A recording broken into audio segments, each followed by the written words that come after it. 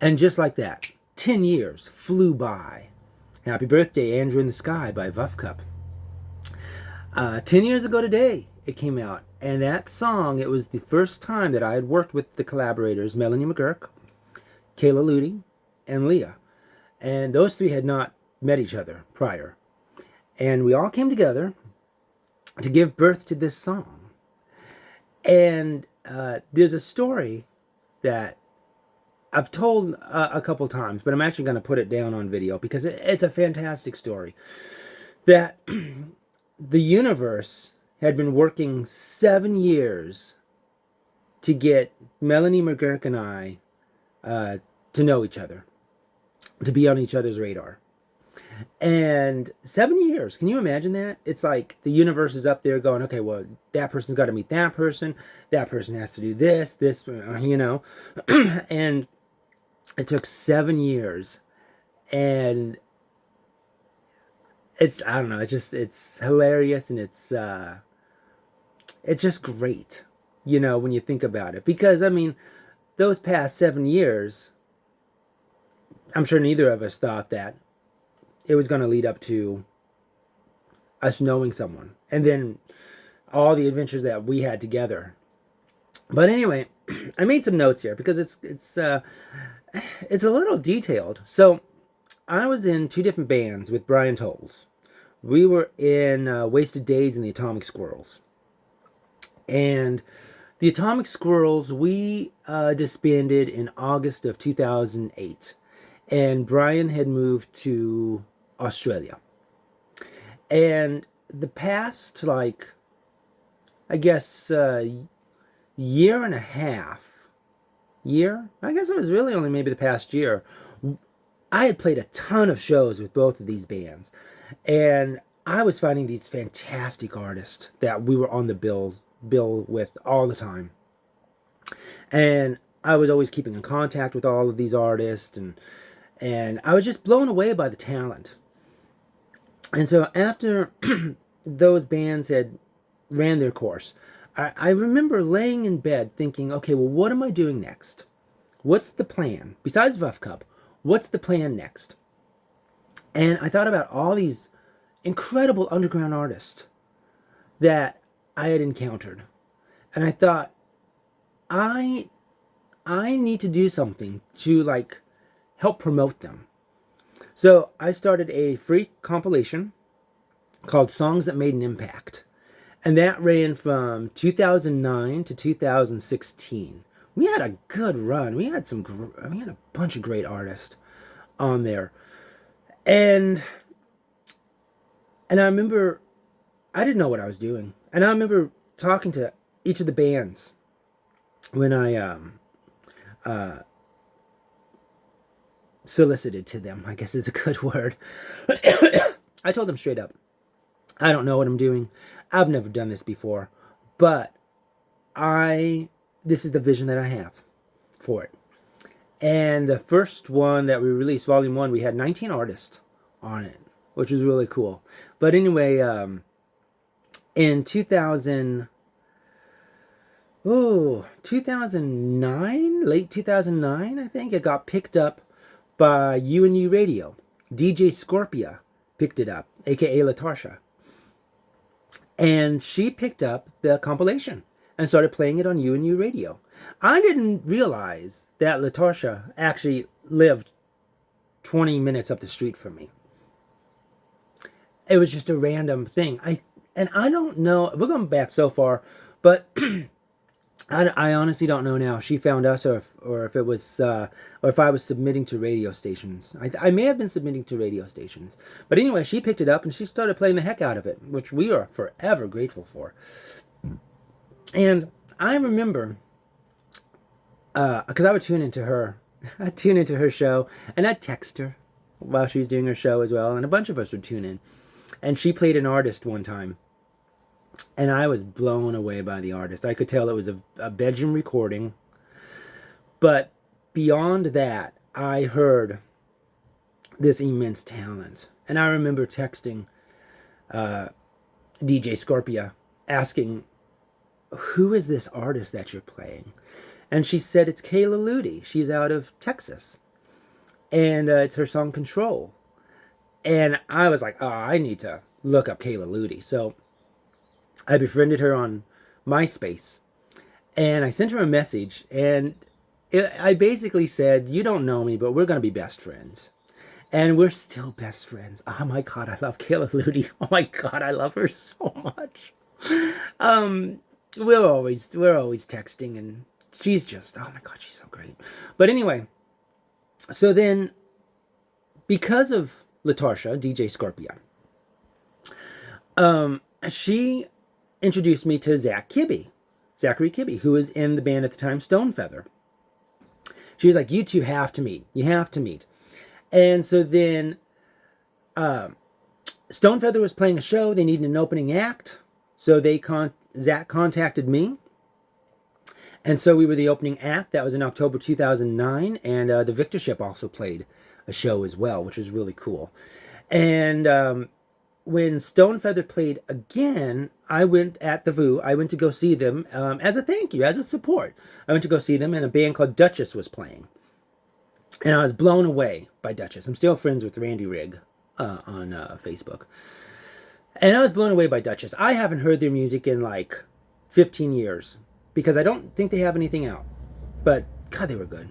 And so then they played at the VU again, so I went to go to the VU again. And this time a band called O'Dall was playing. That just blew me away. And then I later ended up meeting the bass player, Phil Ellis, at a birthday party. I was literally introduced to him. And he was just about to join the band again. Because their bass player had like left or something like that. And then I ended up getting into O'Dall. And it was a dream band to get into. Like, that was something definitely I had manifested subconsciously, to be in a band like that. And I was in the band for 9 months, and it was fantastic. Great. O'Dall. Oh my God. So then I started going to the VU regularly in 2000, gosh, where would this be now? 2010, 2011. I get into O'Dall in 2011 at the same time.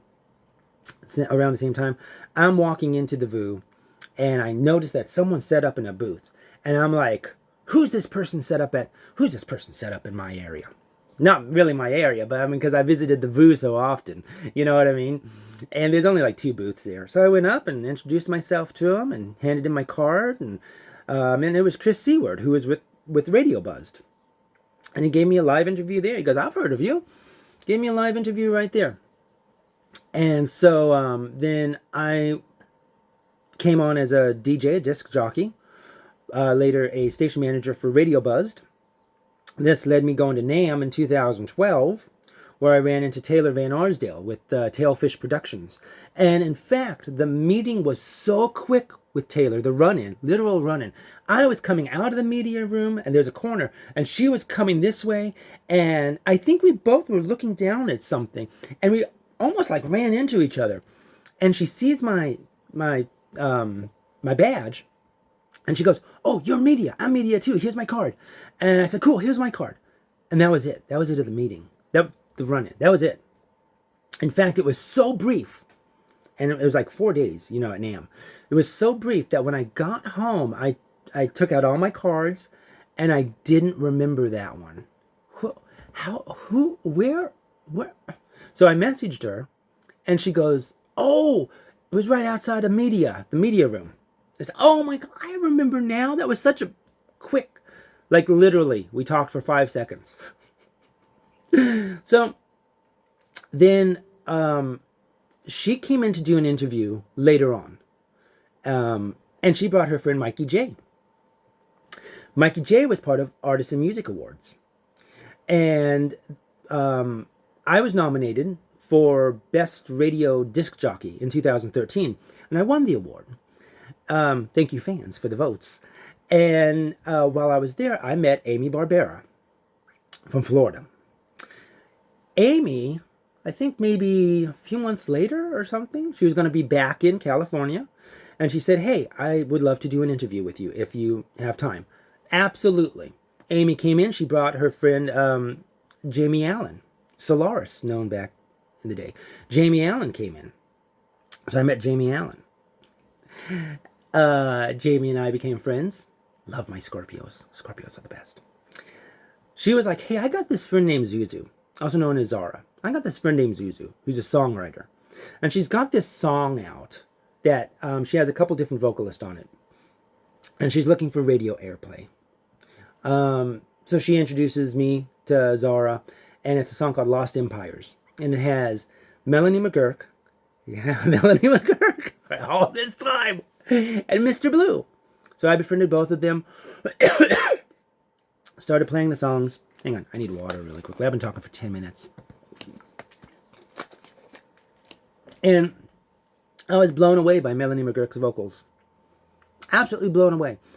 Turns out, if Zara, correct me if I'm wrong, but I believe Zara was at like some sort of coffee shop, and for whatever reason, she went to some person.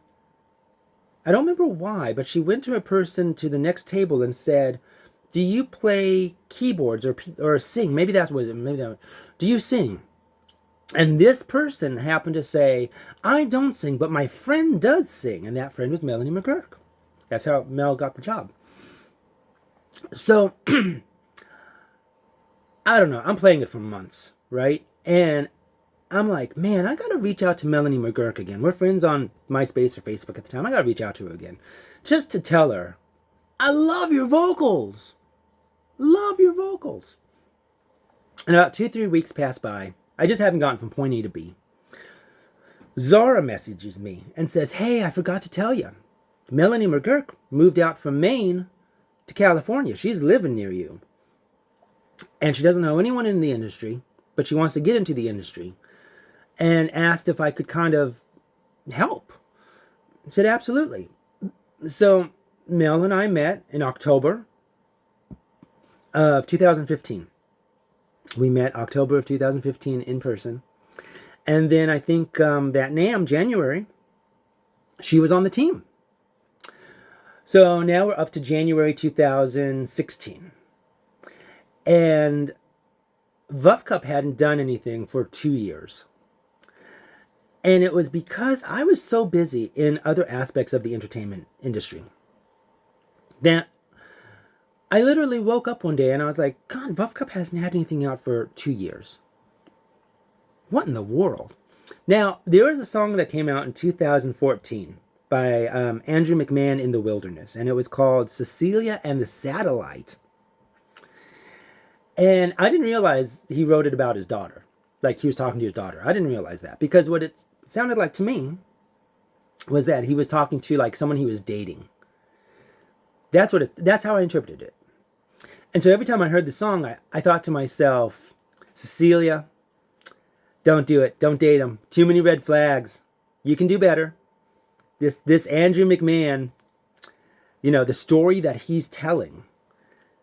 Too many red flags, Cecilia. I wouldn't do it if I were you. And that prompted the song, Andrew in the Sky. That's my reply to Andrew as Cecilia. Well, I couldn't sing the song because that would sound weird. That would kind of sound just odd, me singing the song. Kayla Ludi had just started coming back into the music business. She took a hiatus for a few years. She was just starting to come back. She messaged me, hey, I want to get my paws wet again. Not quite sure what I want to do. Mel had came into my life. I hadn't worked with Leah yet. Great bass player, Leah. And I was like, well, okay, this would be perfect for everyone. So I asked Mel if she wanted to sing the song.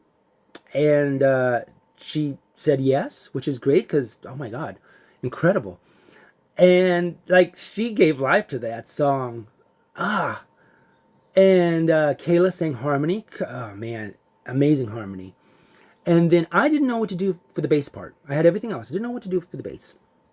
So I asked Leah, hey Leah, you're a phenomenal bass player, musician, visionary.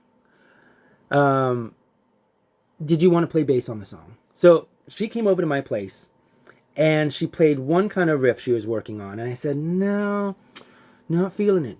She played a second riff and that was it. And we recorded it right then and there. I was blown away, as always, by Leah. Wow, I would have never thought of that on bass. So, and then we recorded the song, Andrew in the Sky. And it came out 10 years ago today. And I want to thank everyone that I mentioned in the video. And there's probably people that contributed to this in one way or another that maybe I don't even realize yet. But I want to thank you too. And I'm going to leave the link in the comments. So, because I want you to celebrate Andrew in the Sky, the 10-year anniversary. So the link to the song is in the comments or in the description. And the 10 years have been a blast. And Melanie and Kayla and Leah, as always, continue to blow my mind whenever I work with them. And the magic that they add to the songs. And I love them. I love them so much. And I love all of you. And happy birthday, Andrew in the Sky.